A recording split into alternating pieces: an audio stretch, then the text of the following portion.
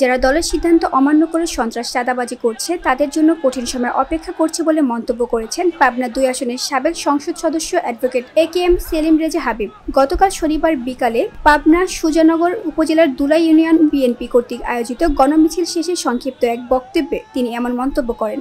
তারেক রহমানের 31 দফা বাস্তবায়ন ও গণমিছিল উপলক্ষে দুলাই ইউনিয়ন সহ অত্র আশেপাশে বিএনপির যারা নেতৃবৃন্দ আমরা সবাই এখানে উপস্থিত হয়েছি। আমাদের প্রিয় নেতা অ্যাডভোকেট AKM সেলিম রেজা হাবিবের নেতৃত্বে আমরা আজ গণমিছিল সফল করব। নির্বাচনী প্রচারণার ধারাবাহিকতায় আমরা প্রত্যেক ইউনিয়নে একটা গণমিছিল দিয়েছি।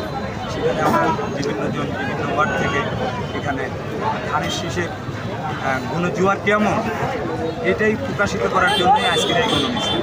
এ সময় তিনি আরো বলেন, সামনে জাতীয় নির্বাচন, সকল ভেদাভেদ ভুলে আমাদেরকে ঐক্যবদ্ধ হতে হবে। ঐক্যর কোনো বিকল্প নেই। সময়ের কারণে হয়তো আমরা বিভিন্ন গ্রুপ করেছি এবং যেহেতু মনোনয়ন কনফার্ম হয়ে গেছে সেহেতু আসুন আমরা সবাই ধানের শীষকে বিজয়ের লক্ষ্যে এক হয়ে কাজ করি। কে কোন গ্রুপ করেছে এটা বড় কথা নয়, আমরা সবাই বিএনপি করি কিনা এটাই বড় কথা।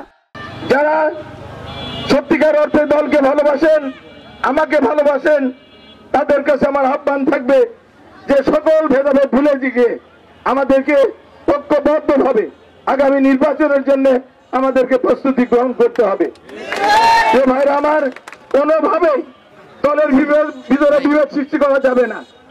যে বা যারা বিভেদ সৃষ্টি করবে তাদের সাথে আমাদের দলের এবং আমার কোনো সম্পর্ক থাকবে না, সে আমার যত ঘনিষ্ঠ লোকই হোক।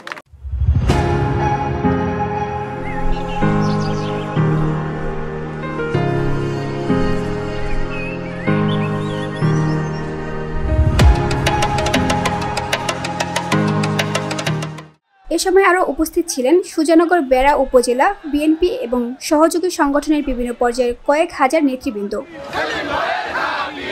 VOD Bangla news desk.